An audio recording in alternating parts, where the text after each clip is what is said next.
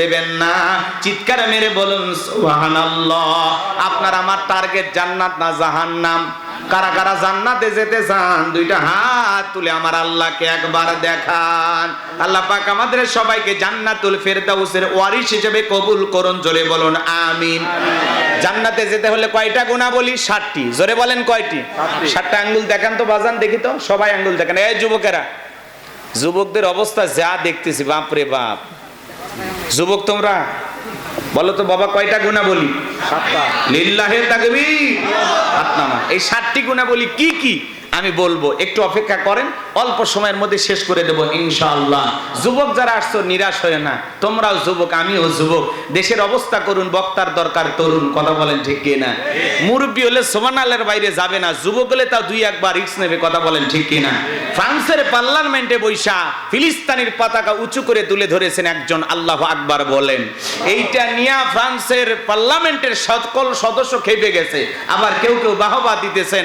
আল্লাহর সেই গোলাম ফ্রান্সের পার্লামেন্টে বৈশা যখন পতাকা উঁচু করে তুলে ধরেছে, তখন কিছু কিছু আছে না 5-6টা গোলাম, ওরা তখন এই পার্লামেন্টের এই ব্যক্তিকে তারা শাস্তি দিয়েছে। তারপরে আল্লাহর বান্দা হাসি যে আমি একটা নীরব প্রতিবাদ করেছি, তামাম পৃথিবীর মানুষকে জানান দিতে চাই, ফ্রান্স যেই ইসরায়েলি ইহুদি জালেমদেরকে সমর্থন দিয়েছে, আমরা তার ঘোর বিরোধিতা করলাম। আমরা বলতে চাই, আমরা হাজারো নির্যাতন, অসহায়, মাজলুম মুসলমানদের পক্ষে আছি। বলেন আল্লাহু আকবার। আরো জোরে বলেন আল্লাহু আকবার। পৃথিবীর অনেকগুলো রাষ্ট্র ফিলিস্তিনিকে স্বাধীন হিসেবে স্বীকৃতি দিচ্ছে, আলহামদুলিল্লাহ বলেন। অচিরেই আমরা বিশ্বাস করি, আজ হোক কাল হোক ফিলিস্তিনি মুসলমানেরা স্বাধীন হবে। কথা বলেন ঠিক কি না? যে সমস্ত ইহুদি জালেমেরা জোর করে দখল করে বসবাস করতেছে, একদিন এই জালেমদেরকে ইমানদাররা হটায়া নিজের ভূমি, নিজের মাতৃভূমি রক্ষা করবে। একজন ইহুদির বাচ্চার ফিলিস্তিনের জমিনে জায়গা হবে না। কথা বলেন ঠিক কি না? মুসলমানেরা রক্ত দিতে জানে, মুসলমানেরা পিছিয়ে যাওয়ার জাতি না, মুসলমানেরা এগিয়ে যাওয়ার জাতি। কথা বলেন ঠিক কি না? তামাম পৃথিবীর মুসলমানেরা যদি একবার ঐক্যবদ্ধ হয়, একটা হুঙ্কার মারে, এরকম হাজারো ইহুদি জালেমেরা এই জমিন থেকে পালানোর জন্য গর্ত খুঁজে পাবে না। কথা বলেন ঠিক কি না? কিন্তু হাজারো মুসলমান ব্যস্ত, মুসলমান আছে নামধারী। কথা বলেন না কেন? নবীর দেশ কোন দেশ? কথা কয় না, সৌদি আরব। নাম শোনেন নাই? আহারে, এরকম একটা পবিত্র ভূমিতে আজকে যা যা চলতেছে, অবাক হয়ে যাচ্ছে আমরা। কথা বলেন ঠিক কিনা? তারা আবার নাইট ক্লাব শুরু করছে, নাইট ক্লাব, ডিজে পার্টি, নারী পুরুষ একত্রে নাচানাচি করবে। আহারে, কয়েকদিন আগে মদের বার উন্মুক্ত করেছে, এর আগে 154টা সিনেমা হল বানাইছে। যে দেশে গানের কনসার্ট হচ্ছে, বলেন তো বাজান, যারা পাপের কাজ বন্ধ করার দরকার তারা যদি চালু করে, সমাজে এগিয়ে যাবে না পিছিয়ে যাবে? কথা বলেন না কেন? বাজান গো, মন খারাপ করবেন না, সামনের দিকে যাই। যে কথা বলতে চাচ্ছিলাম, আমার ভাইরা, লম্বা হবে, লম্বা করার সুযোগ নাই।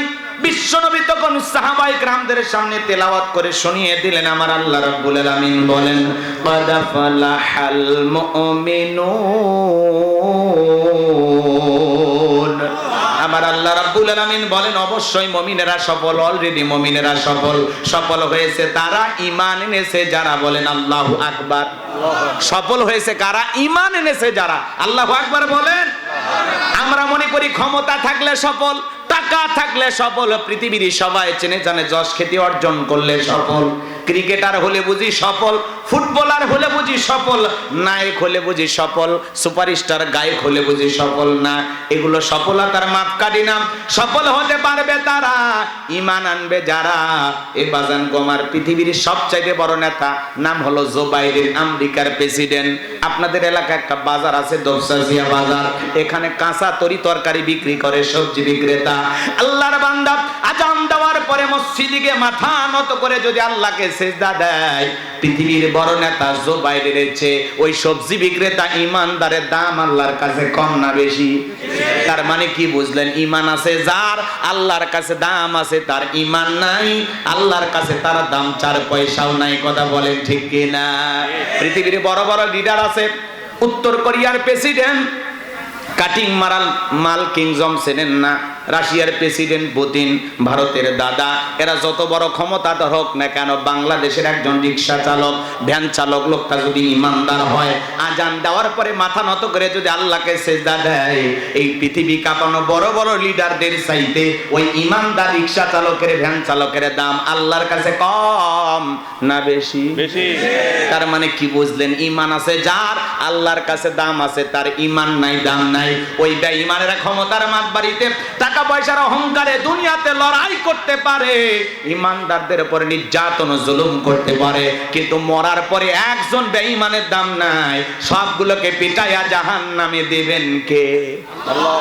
ওই বেঈমানেরা ওরা ক্ষমতার মাতবাড়িতে দুনিয়াতে হুমকি ধুমকি দিতে পারে, মানুষের রক্ত নিয়ে খেলতে পারে, মরার পরে সবগুলো বেঈমানকে পিটাইয়া জাহান্নামে ফেলে দেবেন কে? আল্লাহ। আরো জোরে বলেন কে?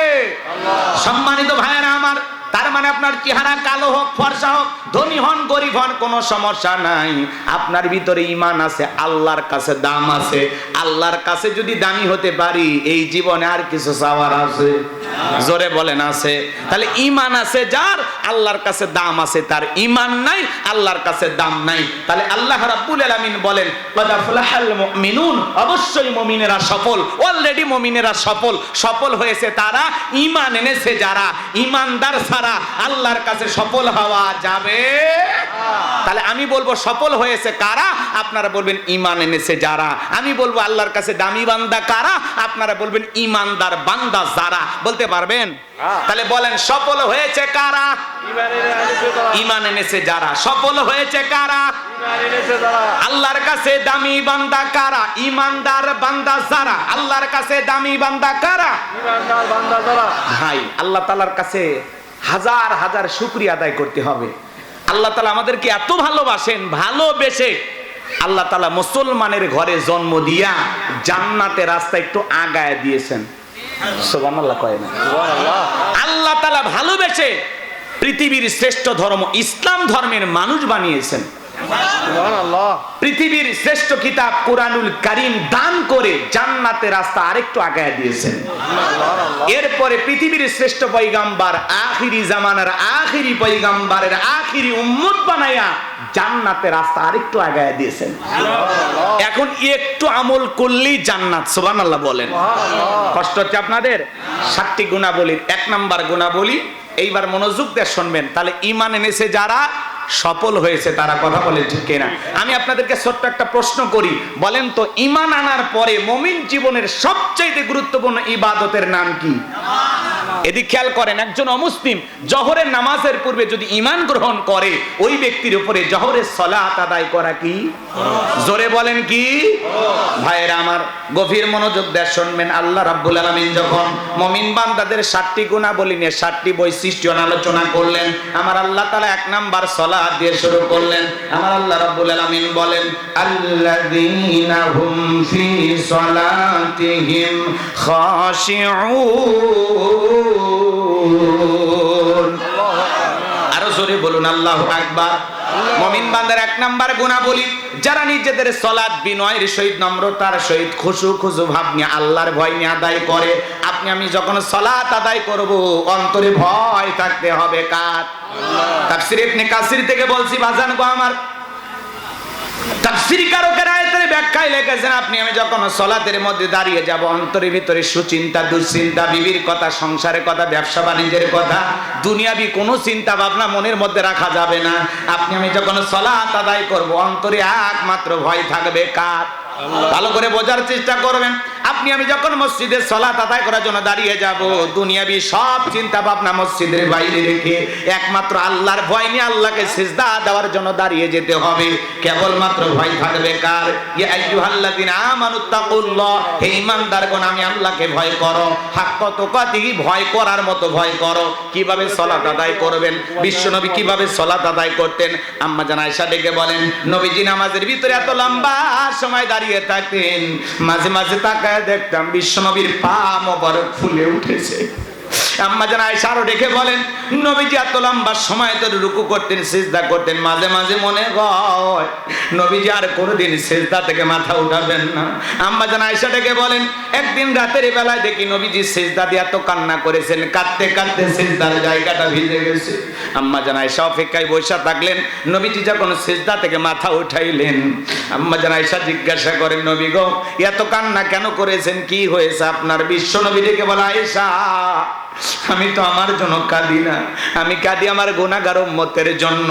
আমি আল্লাহর কাছে কেঁদে কেঁদে বলি, আল্লাহ আমার গুনাহগার উম্মতের গুনাহগুলো মাফ করে দাও। বিশ্ব নবী যদি আপনার আমার গুনাহ মাফের আশায় সিজদাতে আল্লাহর কাছে কান্না করেন, আপনার আমার কান্না করার দরকার আছে না নাই? নিজেদেরকে ওই জাহান্নামের আগুন থেকে বাঁচার জন্য কান্না করার দরকার আছে না নাই? তাহলে সিজদা দিতে হবে কার কাছে? আরো জোরে বলেন। 5 ওয়াক্ত সালাত, এইটা তো ডিউটি, এটা তো আদায় করা লাগবে। পাশাপাশি রাত্রি জাগরণ করে সিজদা দেব কাকে? ওয়াল্লাযীনা ইয়াবিতুনা লিরাব্বিহিম সুজদাও ওয়া কিয়ামা। আমার আল্লাহ রাব্বুল আলামিন বলেন, যারা রাত্রি জাগরণ করে আমি আল্লাহকে সিজদা দেয়, আমি আল্লাহর জন্য দণ্ডায়মান হয়ে যাই। ভালো করে বোঝার চেষ্টা করবেন।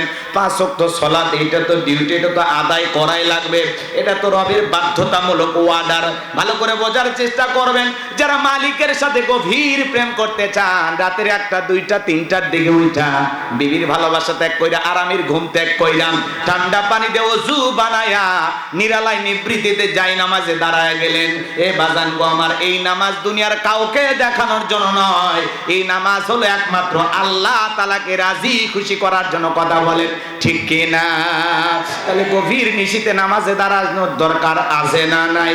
আমার আল্লাহ রাব্বুল আলামিন বলেন, কুলিন্না সালাতি ওয়া নুসুকি ওয়া মাহইয়ায়া ওয়া মামাতি লিল্লাহি রাব্বিল আলামিন। আমার আল্লাহ দেখে বলেন, নবীজি আপনি বলুন, আমার নামাজ, আমার কুরবানি, আমার জীবন, আমার মরণ লিল্লাহি রাব্বিল আলামিন, আসমান জমিনের প্রতিপালকের জন্য। তাহলে মুমিন জীবনের সকল ইবাদত হবে একমাত্র আল্লাহ তাআলাকে রাজি খুশি করার জন্য। কথা বলেন ঠিক কি না? রাতের 1টা 2টা 3টার দিকে যারা যায় নামাজে দাঁড়ায় যায়, তারা তাহাজ্জুদের সালাত আদায় করে। এই নামাজ এমন নামাজ বাজান, যারা এই সালাত আদায় করে তাদের জীবনের সফলতা। রাতের বেলায় সিজদার মাধ্যমে, রুকুর মাধ্যমে যদি আল্লাহর সাথে প্রেম করা যায়, এদের জীবনে চাইতে দেরি আল্লাহ দিতে দেরি করবে না। তাহলে সিজদার মাধ্যমে রাত্রি জাগরণ করে তাহাজ্জুদ পড়ে 1টা 2টা 3টার দিকে রাত্রি জাগরণ করে সিজদা দিয়া প্রেম করতে হবে কার সাথে? আরো জোরে বলেন, কার সাথে? যারা এই গভীর নিশিতে তাহাজ্জুদের সালাত আদায় করে, এদের জীবনে কোনো পেরেশানি নাই, হতাশা নাই। কথা বলেন না কেন? এদের মন মেজাজ সব সময় ভালো থাকে। কথা বলেন ঠিক কি না? তাহলে কিছু আল্লাহর প্রিয় গোলামেরা রাত্রি জাগরণ করে সিজদার মাধ্যমে, নামাজের মাধ্যমে প্রেম করে কার সাথে?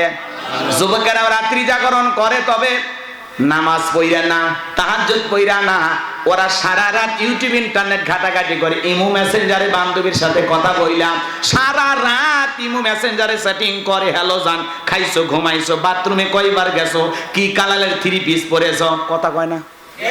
কয়বার খাওয়া দাওয়া করেছো, নিজের মায়ের খাইছে কিনা খবর নেয় না, নিজের বাবা খাইছে কিনা খবর নেয় না, বান্ধবী কয় বেলা খাইছে, নাস্তা কি দিয়ে করেছে ওর কাছে মুখস্থ। যে কায়দায় চেষ্টা করে বান্ধবীর খোঁজ খবর নেওয়ার জন্য, একটু যদি এর চাইতে কম চেষ্টা করতো, ও কোরআনের হাফেজ হয়ে যেত। কথা বলেন না? কি যে পাইছে, সারা রাত চ্যাটিং করে, হ্যালো জান, খাইছো, ঘুমাইছো, কি করো?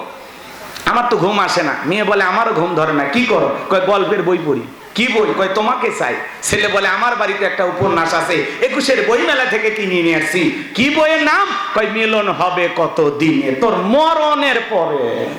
কথা কোন ঠিক কি না?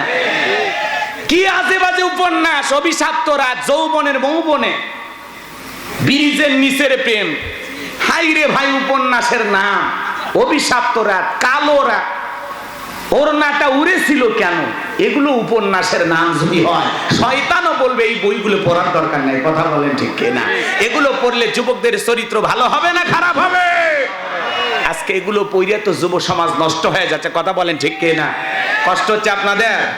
বাজান গো আমার, বিরক্ত হবেন না, মন খারাপ করবেন না। যুবকদের ঠিক করার দরকার আছে না নাই? প্রত্যেকটা যুবককে সাইজ করতে হবে, একটু অপেক্ষা করেন, সামনের দিকে যায়। যে কথা বলতে চাচ্ছিলাম বাজান গো আমার, তাহলে গভীর নিশীথে সিজদা দিতে হবে কাকে? সারা রাত যুবকেরা ইমো মেসেঞ্জারে সেটিং কইরা সারা রাত লেখালেখি কইরা ফজরে আজান হয় যখন, ওই হাইব্রিড যুবক ঘুমাইতে যায় তখন নামাজও পড়ে না। আছে না ভাই? এই যুবক, এই ঘুম ভাঙলে সকাল, না ভাঙলে পরকাল, কথা বলেন ঠিক কিনা? কেমন করে ঘুমাও তুমি ওরে বগুড়ার যুবক, কেমন করে ঘুমাও তুমি ফজর করে কাজা?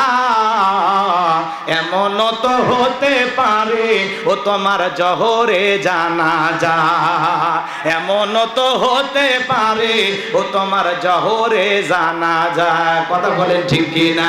যুবক রে, বড়াই করার সময় নাই, আজকে মরলে চলে যেতে হবে, দুনিয়া থাকার জায়গা না। এই দুনিয়া কাউকে রাখে নাই, তোমাকেও রাখবে না, আমাকেও রাখবে না। দুনিয়ার মিথ্যা মায়ায় পড়ে আমরা আল্লাহকে ভুলে গেছি, কথা বলেন ঠিক কি না?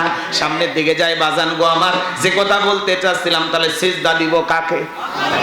সিজদা দিয়ে শুধুমাত্র সিজদা দেব না, সিজদা দিয়া নিজের গুনাহ মাফের জন্য, নিজেকে জাহান্নাম থেকে বাঁচানোর জন্য দোয়া করতে হবে। কার কাছে? দোয়া করে আল্লাহর কাছে বলবো, রব্বানা সরিফান্না আযাবা জাহান্নাম ইন্না আযাবাহা কানা গরামা। হে আমাদের রব, ওই কঠিন জাহান্নামের আগুন থেকে আমাদের মুক্তি দাও। ওই জাহান্নামের আযাব, শাস্তি সহ্য করার ক্ষমতা আমাদের নাই। ইন্নাহা সাআত মুস্তাকাররাম ওয়া মুকামা।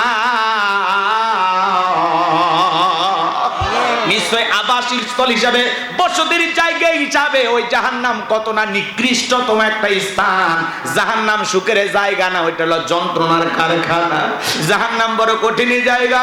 আমার আল্লাহ রাব্বুল আলামিন বলেন, ইন্না জাহান্নামা কানাত মিরসাদা লিত্তাগিনা মাআবা লাবিসিনা ফিহা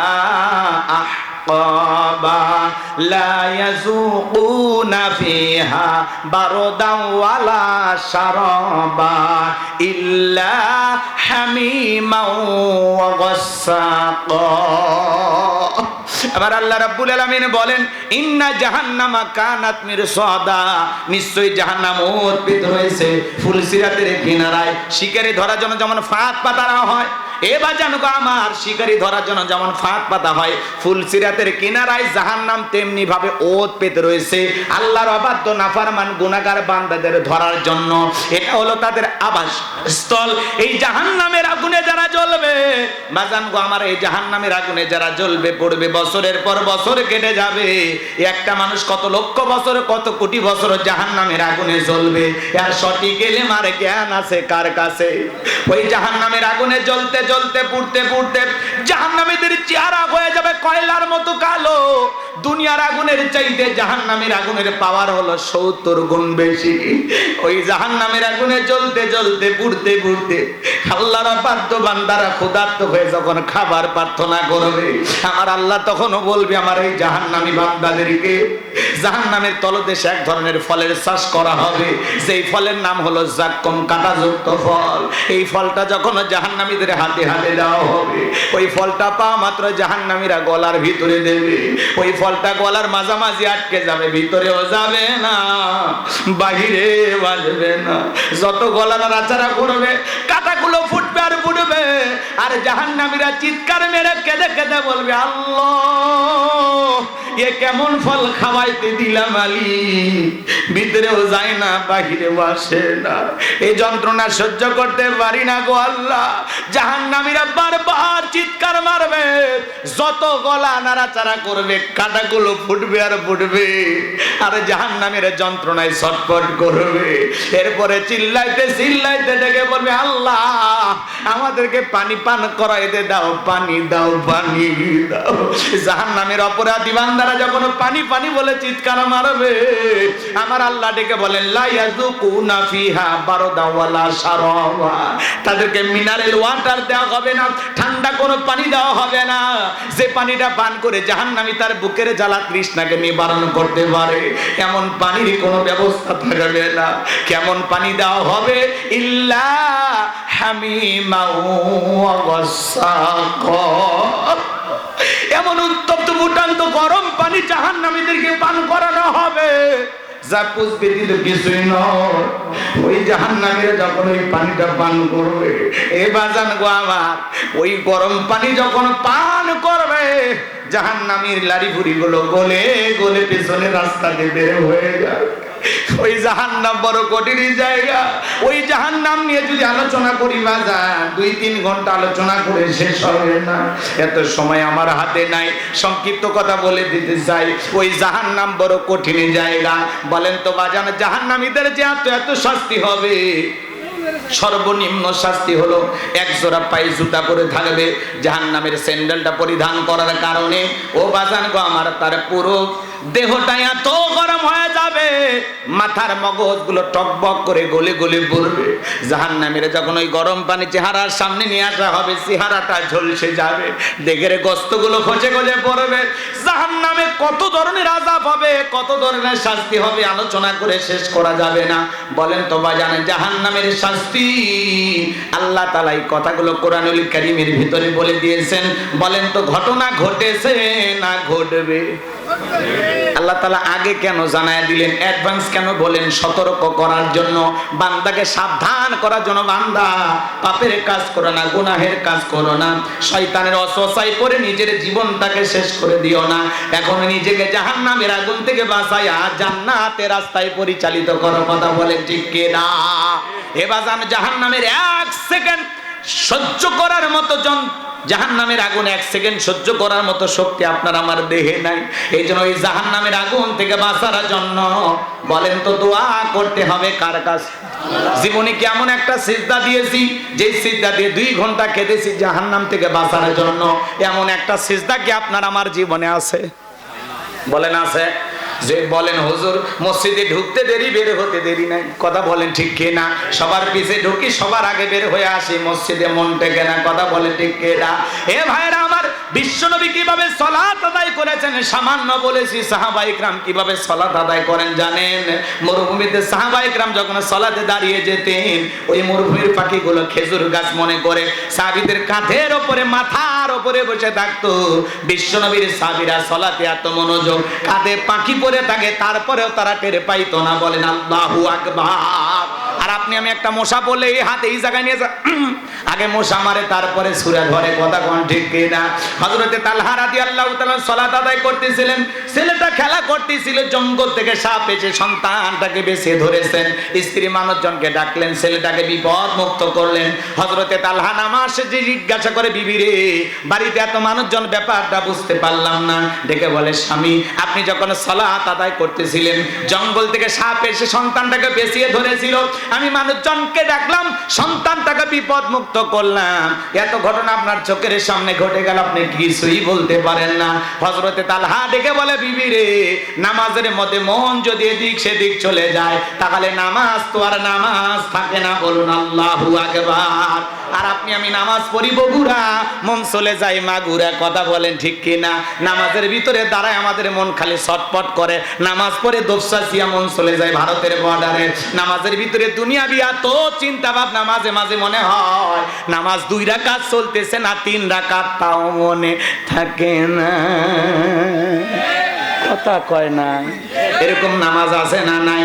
মাঝে মাঝে নামাজের ভিতরে সিজদা 2টা হইল না, 1টা হইল, মনে থাকে না, ব্রেক কই ভাবি ভাবি। কথা বলে না? আছে না নাই? এই জন্য আমি গোলাম রব্বানি কইলে অনেকে দোষ মনে করে, আমাদের পাগল মন খালি ছটপট করে। কথা কয় না?